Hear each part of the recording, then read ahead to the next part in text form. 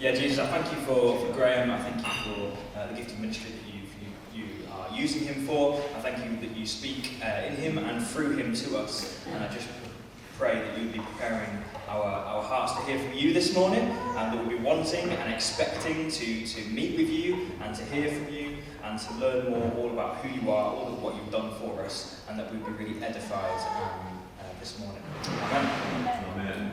Amen. Thank you, Ed. Are we on? Yeah. Brilliant.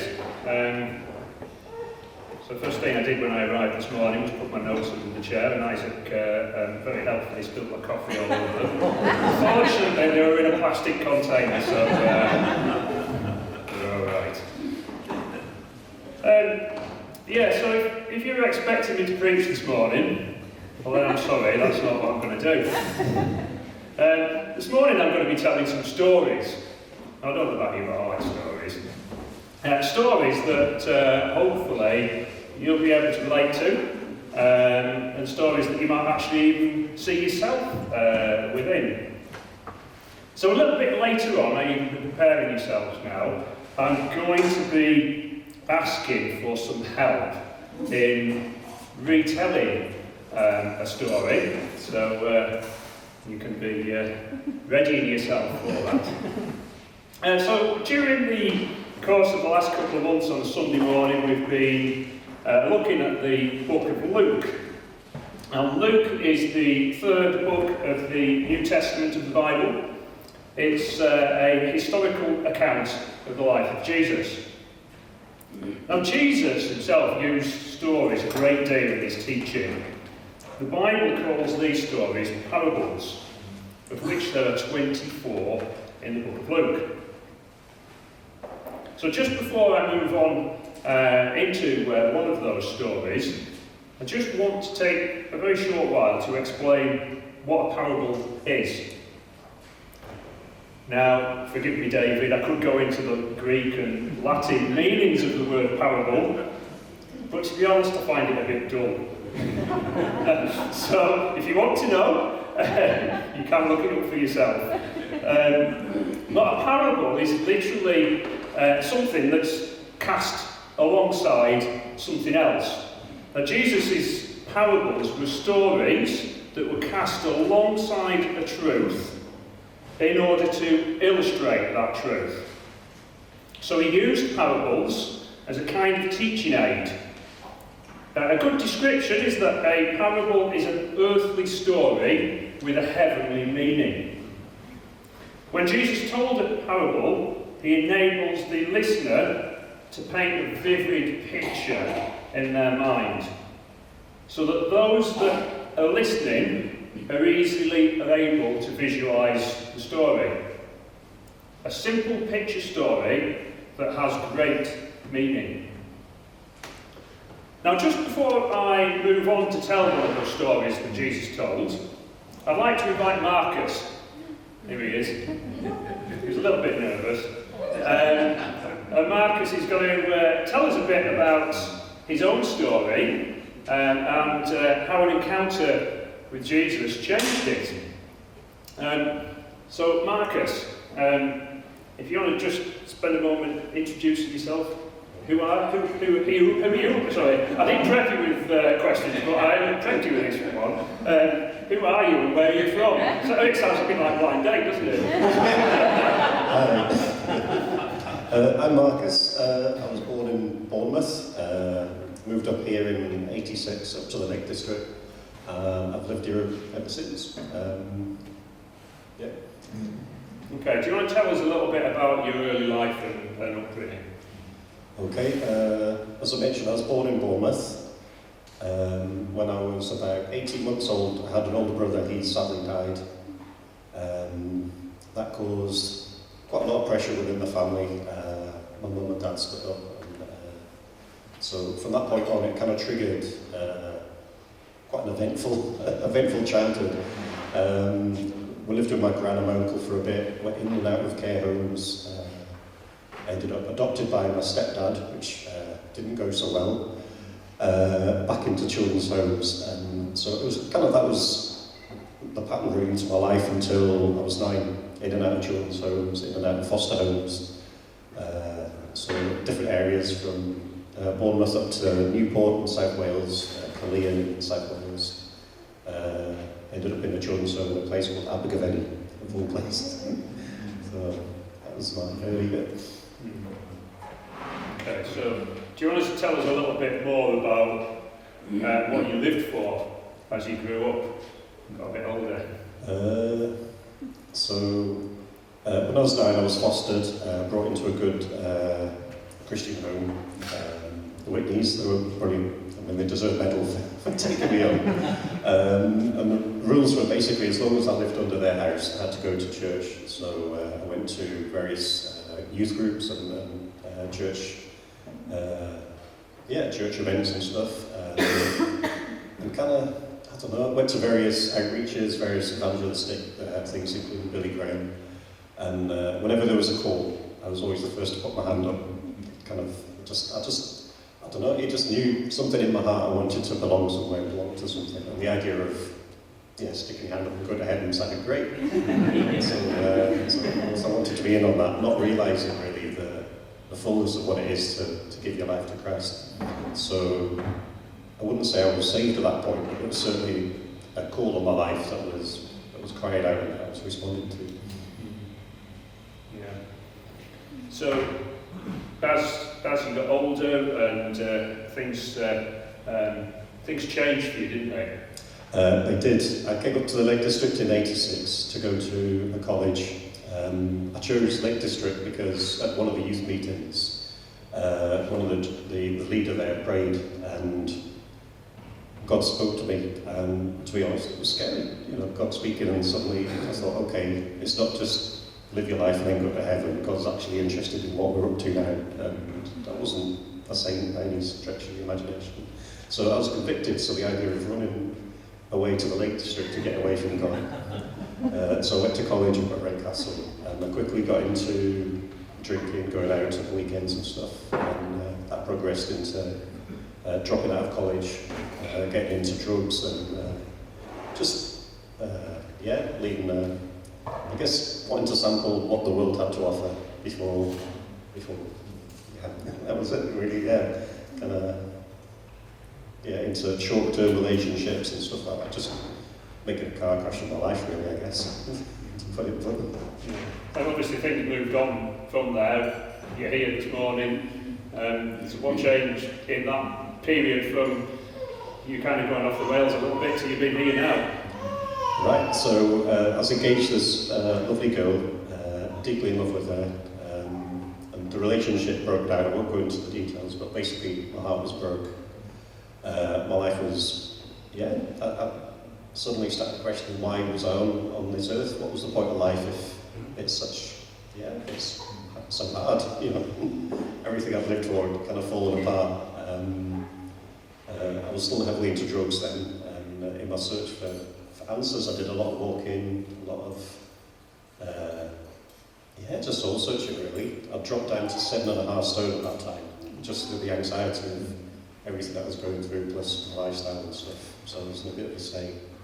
And a friend of mine, he'd become a Christian maybe 6 months earlier, and that's how God kind of started my journey back towards Him. And it was a wrestle. I kept kicking and screaming.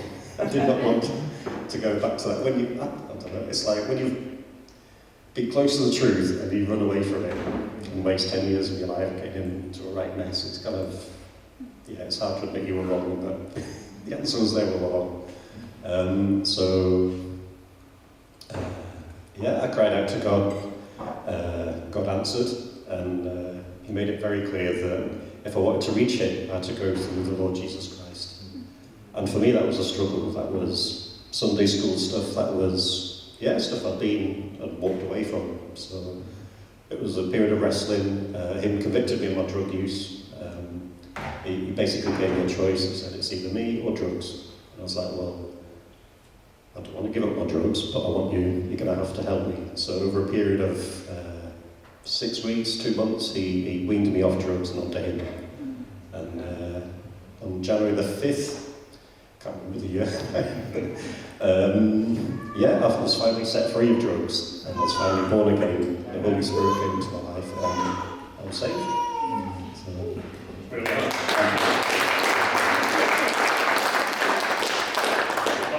That's wonderful, Marcus. Thank you very much. Okay, so this morning I'm going to read from the Gospel of Luke, chapter 15, verses 11 to 32.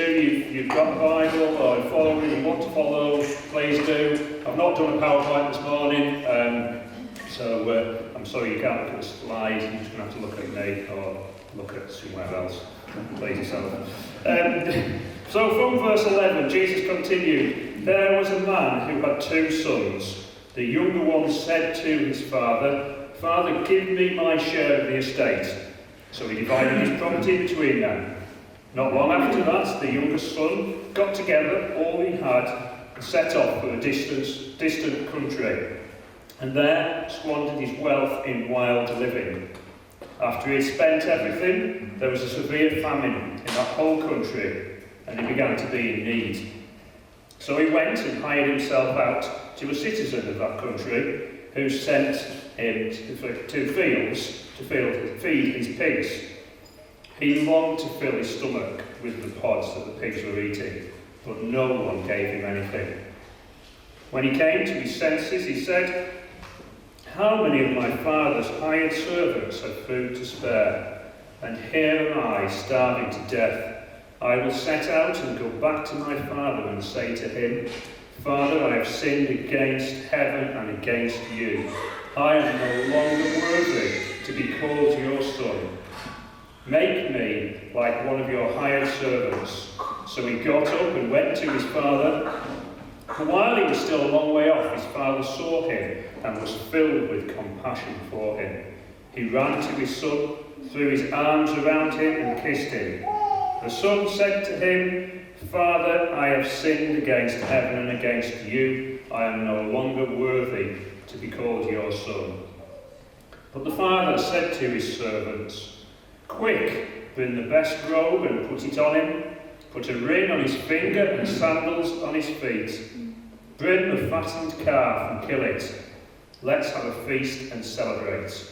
For this son of mine was dead and is alive again. He was lost and is found.' So they began to celebrate. Meanwhile, the older son was in the field. When he came near the house, he heard music and dancing. So he called one of the servants and asked him what was going on. 'Your brother has come,' he replied, 'and your father has killed the fattened calf, because he has him back safe and sound.'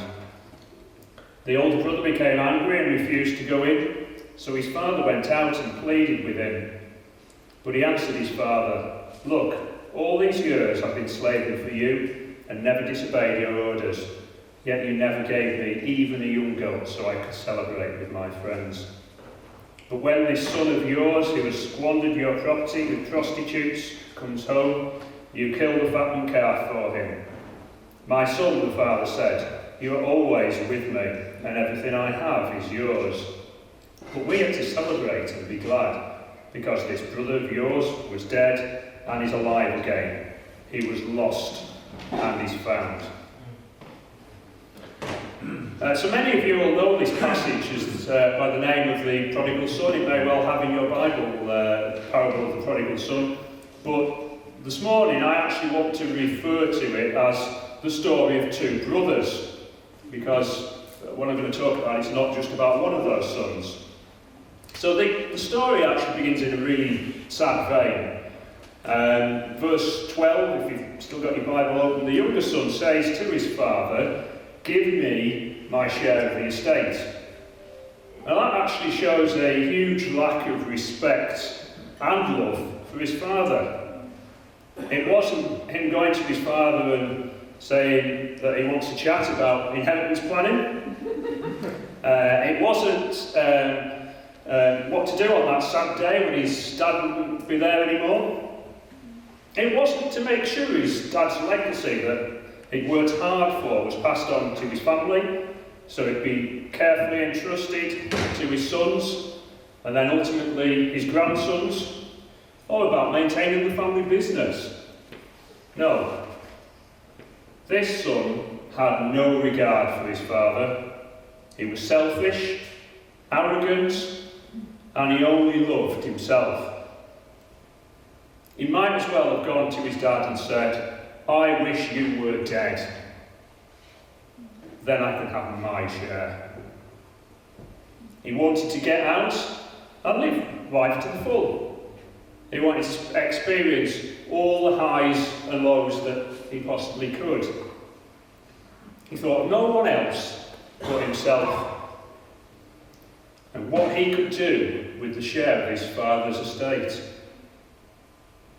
And that's what he did. Verse 12, we read again that his father gave his sons their rightful share of the estate. Being the youngest son, he would have been given a third. His older brother would have got 2/3. So at this point, the estate's now in the hands of these two brothers. Now, if that wasn't bad enough that he'd asked for his inheritance, it doesn't actually stop there. Verse 13, we read that he got together all that he had. Now, this most likely meant that he'd have to split up the family estate, further humiliating his father, and most likely probably greatly angering his brother too. And that would have meant selling property, land, livestock. It's not mine. Jane's looking at me. It's the same ringtone as me.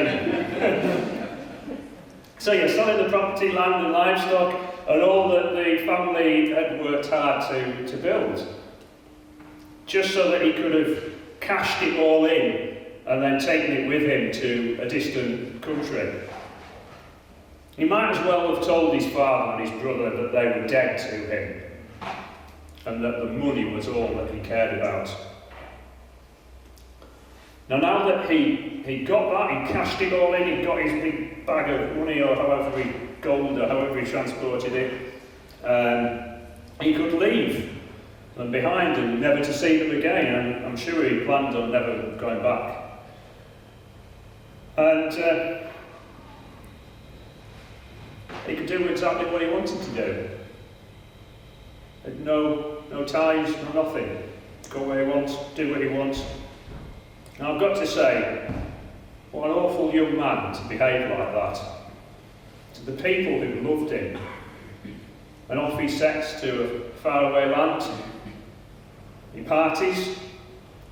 He's a young man with a load of money, ready to splash it about.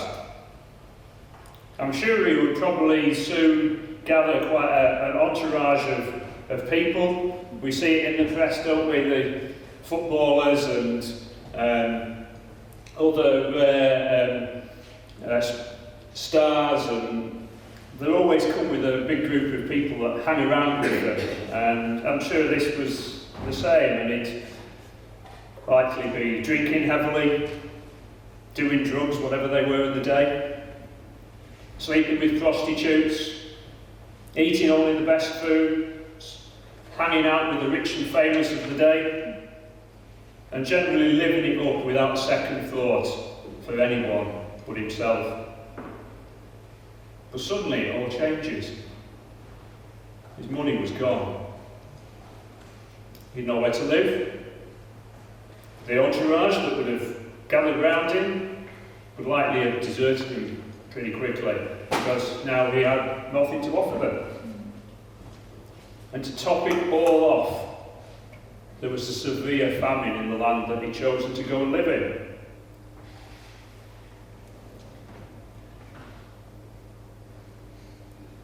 So the famine would have meant that not only him that would be struggling, but everyone would have been struggling to put food on the table.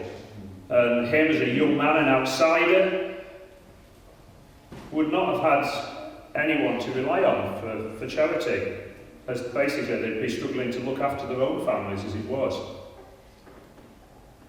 So one thing though that he hadn't actually lost at this stage was his arrogance. He wasn't quite at rock bottom. He wasn't that low that he might consider his next move, he'd consider going home. His pride actually was going to take him even lower. And that was feeding pigs. Now for me, feeding pigs is not something I have a problem with. In fact, it's something I do every day, including this morning. I find pigs quite interesting and entertaining animals, and particularly when they're very young, they're quite interesting to watch, and they play. They're very playful animals. But I have to say, eating food that's been in a pig trough would be way beyond my limit. Pigs can actually be quite clean animals. You can train a pig to go to the toilet in a particular place. Some people even have pigs in their house and they can train them to go in a bucket. However, in farmed pigs, they do like to get their noses under any movable object and roll them around and around, and particularly a feed trough. They'll get under and they'll roll it, and they won't think twice about rolling a feed trough through their toilet areas. But for this young man, a Jew, pigs were repugnant. Now, they were considered unclean animals and mustn't be eaten. Now, a Jew would have made sure that he didn't even touch a pig, as they would have made him unclean, and he'd have to have gone through a whole ritual purification. So for this young man, a Jew, to stoop so low as to feed pigs went completely against the law of his own people and would have been incredibly degrading. Now he must have been incredibly desperate in this situation. He was so hungry, he even wanted to eat the pods that the pigs were eating. Pods that were not only fed to the pigs, they would likely be contaminated with muck and urine. He was at absolute rock bottom. Nowhere to live, no friends, no family, no food, and completely defiled and degraded, and no one to help him. Now, I actually found the next few words in verse 17 really interesting, because it says in verse 17 that when he came to his senses. Now, actually, it doesn't say then he came to his senses, it says when. Now, this to me suggests it wasn't an immediate turnaround, but something that, even in that situation, took him a little while. He may still have been holding on to some of that arrogance and self-reliance that got him into this mess. But eventually, when he comes to the place of real rock bottom, he realises what he's lost, what he's walked away on, what he's turned his back on. He's wasted his entire inheritance. He realises he would actually be much better off, even as a servant in his father's house. And they had much more to offer than he had at that stage. He realises that he'd sinned not only against his earthly father, but against his Father in heaven. He's been arrogant, selfish, greedy, hurtful, and he's rejected all those around him that loved him. He's defiled his body, both inside and out. He knew he wasn't worthy to be called a son, but he was prepared to become a servant in his Father's house. Now, he's demonstrated remorse and turning away from the person that he'd become at this stage. He was really sorry. He's repentant, humble, and respectful. Now, as we move on, the next part of the story is actually equally as surprising. And the father's reaction is not something that we'd expect at all. And the father would have been extremely humiliated and rejected. He'd been pretty much told by his son that he wished he was dead. You may have expected the father to have actually considered the son as dead to him. But actually we read in verse 20 just the opposite. It says that the father saw him when he was still a long way off. Now that suggests to me that not only was his father waiting for his son to return, but he was actually actively looking for him returning. He would not have actually at this stage had any idea of what had happened to his son or where he was.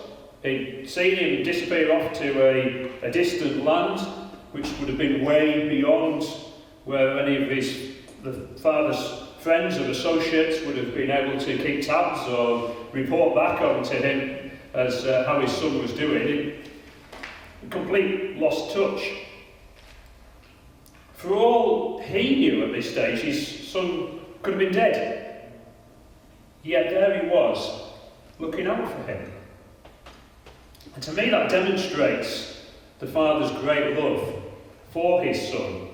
Despite all that he'd done, the father still longed for his return. Now the welcome that his father rolled out was equally amazing. First, there was no mention of how the son left, how he'd hurt the father, and all the rest of the family. No interrogation into how he'd squandered his inheritance away. The father actually rolls out the red carpet. He's filled with compassion. He hugs and he kisses him, dresses him in the finest robes and puts a ring on his finger. He kills the fattened calf and lays on a massive party. And nothing that had gone before was at all important. The only thing that mattered was that his son that he thought was dead was alive, was lost and now been found. All I can say is what an amazing father, eh? No judgment, no condemnation, no anger, no payback, no punishment, just love. The son was sorry. He was repentant.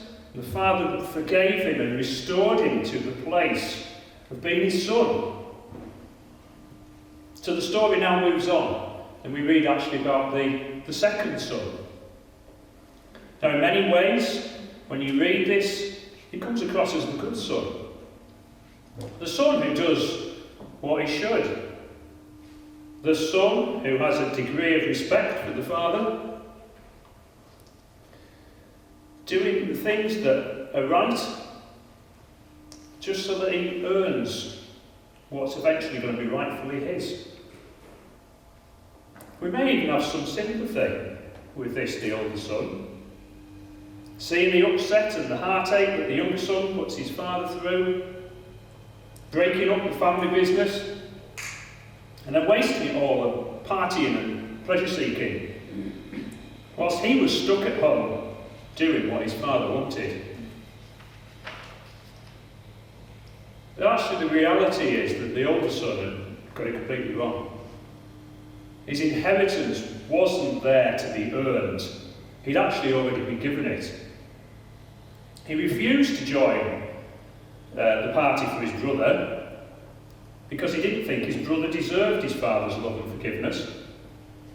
He thought he deserved his love much more. Yet his father hadn't thrown a party like this for him, so he refused to join them. He was actually, at this moment, displaying the true heart. So we read at the beginning of this story, back to verse 12, that he divided his estate between the two sons. And when his father complains that he never threw him a party like this, the father reminds him that he'd already received his inheritance, which he could enjoy whenever he likes. But the older son thought that he had to earn his father's favour, his love, his inheritance, but he'd actually already been given it. He at this stage chose to walk away because he thought his brother didn't deserve to have a celebration for his return. He'd done nothing but cause pain and hurt, yet his father forgave and forgot it all. The older son rejected the father's love and refused to come into the party because he couldn't understand why the father could love and forgive the younger son when he'd been so bad.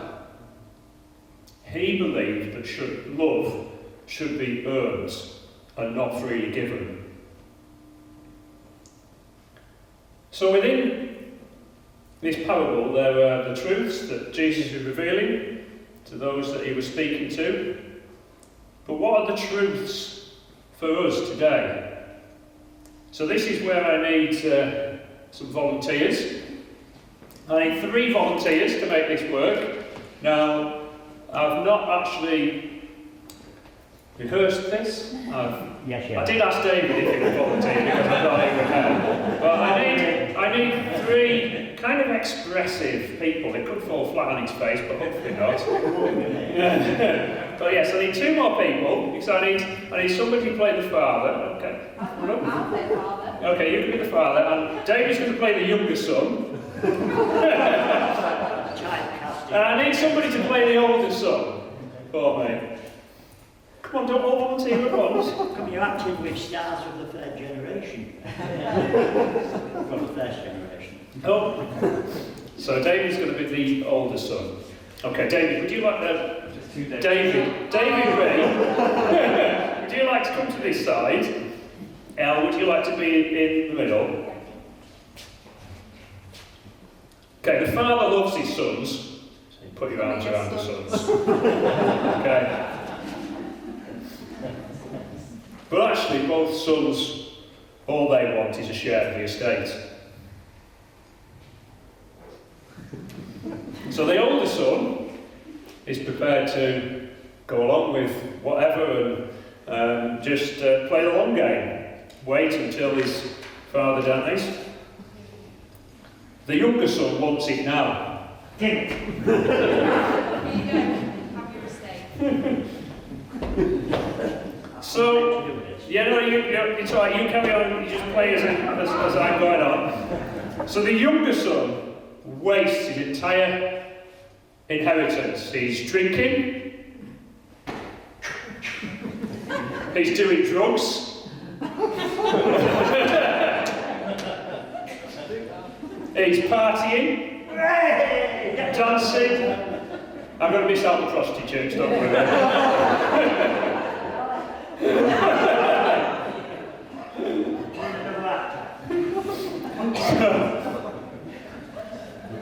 He ends up the lowest of low, feeding pigs, starving. But he actually, at this stage, he comes to his senses. He realises that he's wasted his entire inheritance. It's all gone.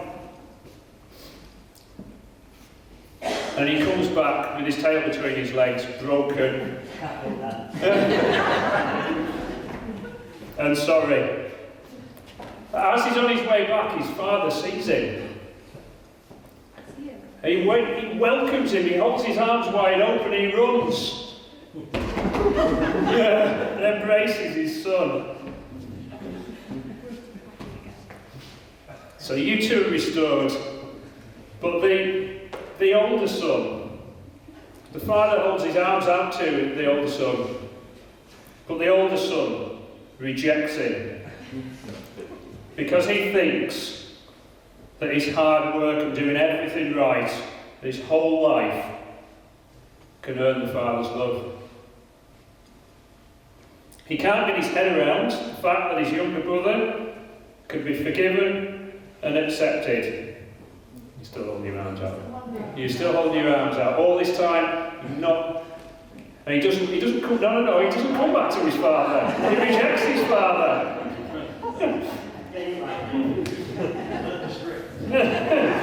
He thinks that he's done everything right. And in the end of this story, we have the younger son restored in relationship with the father. But the older son, whilst these guys have enjoyed their party, celebration for the return son, the older son rejects the father's love and he removes himself from the party. Thanks, guys. That's it, yeah. That's just to kind of... I really wanted to get across that we often talk about this as the prodigal son and the returning son, which is... It's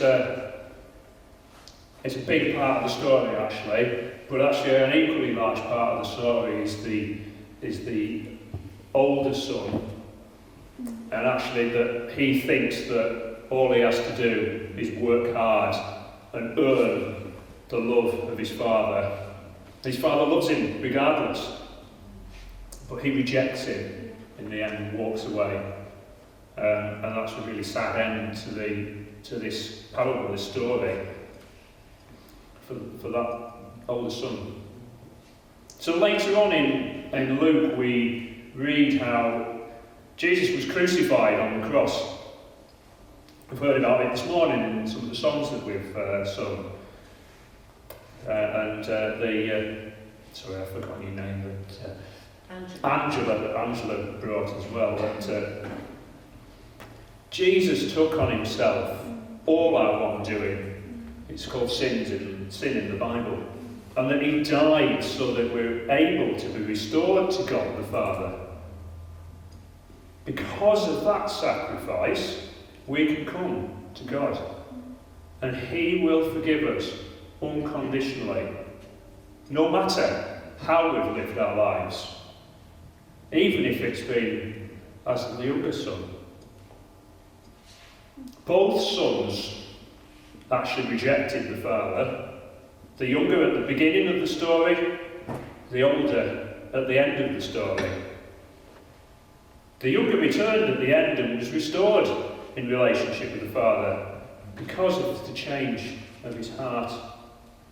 The older rejected his father at the end because he thought his father's love was conditional to the things that he did and the way that he lived his life.